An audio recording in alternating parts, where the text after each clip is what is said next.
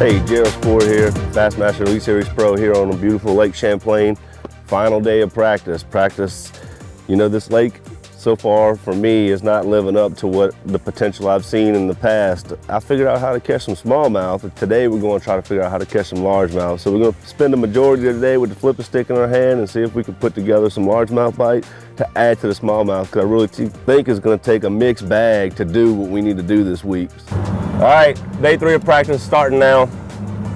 It's about 5:45 in the morning. As you can see, it already gets daylight pretty early over here. But we're here in Mysticoi Bay. I've been kind of saving this area for the end because 2 years ago, when I first came to Lake Champlain, this is where I had a top 10 finish the first time I ever came here. And I was catching smallmouth and largemouth here, so it's a good place to catch a mixed bag.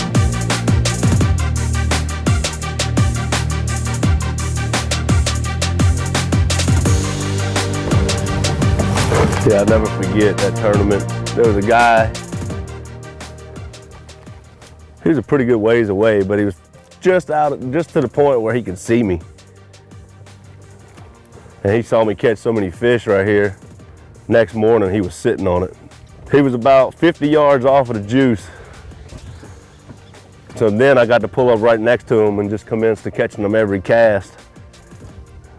He watched me catch them literally every cast. The pike and the smallmouth flipping bite is almost identical. Because a largemouth, he just loads up on it. A pike knocks slack in it, and a smallmouth knocks slack in it. But you definitely know it's a pike whenever you swing on one and it cuts your line immediately.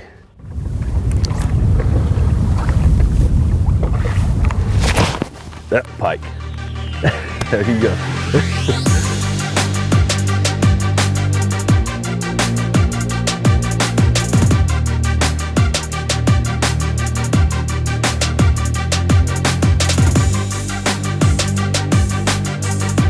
First thing this morning, I stopped on a milfoil flat, and I knew the wind was going to pick up, so I wanted to just go ahead and start there before the milfoil really started blowing and folding over. So that area is where I caught them really good, flipping a tube for smallmouth and about 10 foot of water in milfoil this same month 2 years ago. So I had to check it and give it a fair chance, and didn't catch any smallmouth. We had plenty of bites from pike. So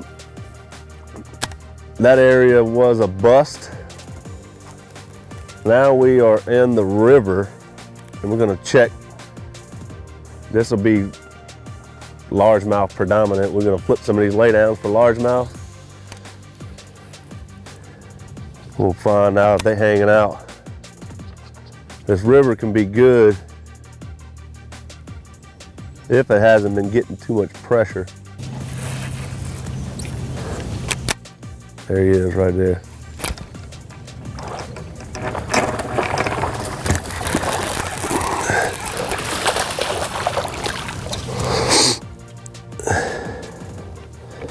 Not the size we want, but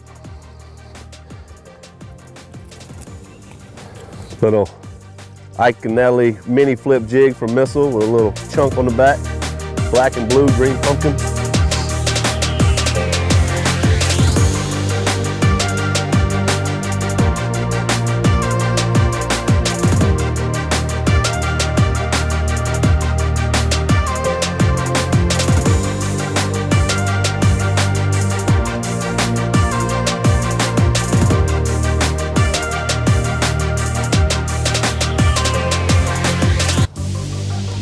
There you go.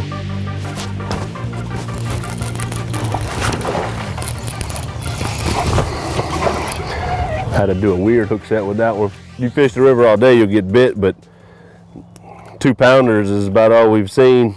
Mysticoi Bay is really like a delta to the Mysticoi River. So it's a little bit, it's a lot different style fishing than anywhere else on Champlain, just because it fishes more like a delta. And I feel like there's a large population that moves from here to the bay and then back.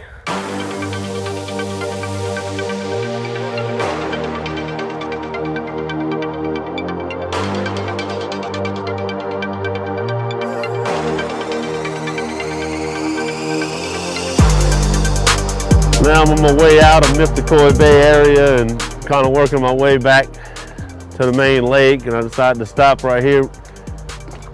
Sometimes when the wind blows, you got these, we call them blowout areas, where wind-driven current will start pushing through these deals. This is a cut through this trestle right here, and when the wind starts blowing certain directions, different blowouts all over the lake will get good. Man, I am just catching all kind of stuff right here. How you like that?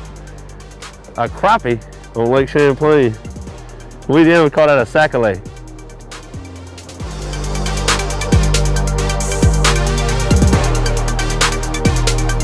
$11:55, day 3 of practice, and I spent the majority of the day trying to find out how to catch a largemouth that I felt like could upgrade my stringer.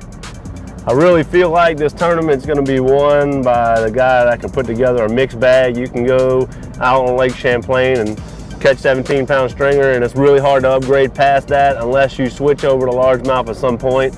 So I was trying to find me some areas flipping grass to switch over, and I just haven't found it. So I got about an hour or two left to practice. So I'm gonna go ahead and pull the plug on the largemouth thing, and I'm gonna try to add to my smallmouth stuff. So I'm gonna go run back out to the main lake, and I'm just gonna put my side vision on and idle around and try to mark some more isolated rock piles, and just try to stay with the smallmouth all tournament. I think that's gonna be my game plan.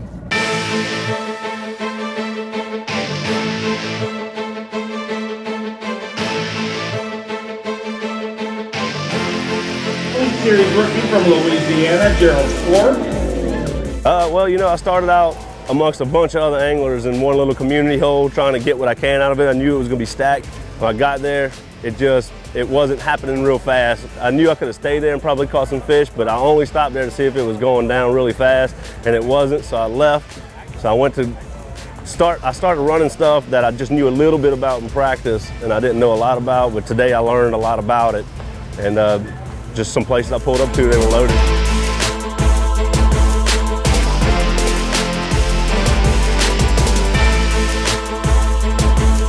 Here we are, day 2. It was kind of a grueling practice, but you know, it all worked out. Some things were better than I thought they were, and I think we got enough to cash a check this week. I started on stuff I finished on yesterday because I was playing the wind. I knew the wind was gonna pick up. So I started where I finished yesterday, and when I got to one of the places where I caught them good yesterday, I didn't catch them there today. So tomorrow I think I got them pretty pinned down on what they want to be on. I'm gonna do some more graphs and find some new spots tomorrow.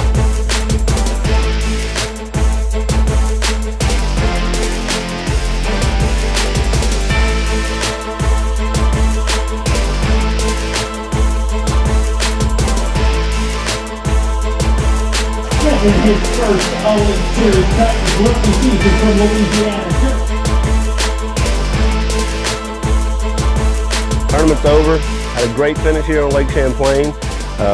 You know, it was a very boring practice because most of the stuff that I fished, in the tournament, I did not fish at all in practice. All I did was idle around and graph, and I was marking isolated rock piles. And I didn't know which ones, you couldn't really see the smallmouth on them, and I didn't know which ones were gonna be good. And every day, different boulders were better than others. You just didn't know. So you just had to just mark as much of it as you could and then run around in the tournament and put your trolling motor down. And I was drop shotting straight off my Ray Marine graphs. And when I would see a mark, I'd just drop my line down to them and they'd nose down to it and eat it. And then that was it. And just kept running as much rock as possible. And I ran a lot of new water every day. The only thing I caught everything on was a drop shot. I was using a 7.2 drop shot rod from White Ice from Duckett. It's perfect for here because some of these smallmouth, even though a smallmouth here may weigh 4 pounds, the head on it's a lot bigger than a smallmouth, say the St. Lawrence River, because they don't have gobies in this lake. So these smallmouth have a head like a 6-pounder, so their bone, their jaw is really strong. So I needed a rod that would load up just right, but had enough backbone where I can drive a hook in 30 or 40 foot of water. So this rod was perfect for me this week. I had it spooled up with 10-pound Sunline braid to 8-pound fluorocarbon, and that was a perfect setup. Thank you all for following me this week, and it's been a blessing, and we'll see if we can keep the streak going. Thank you.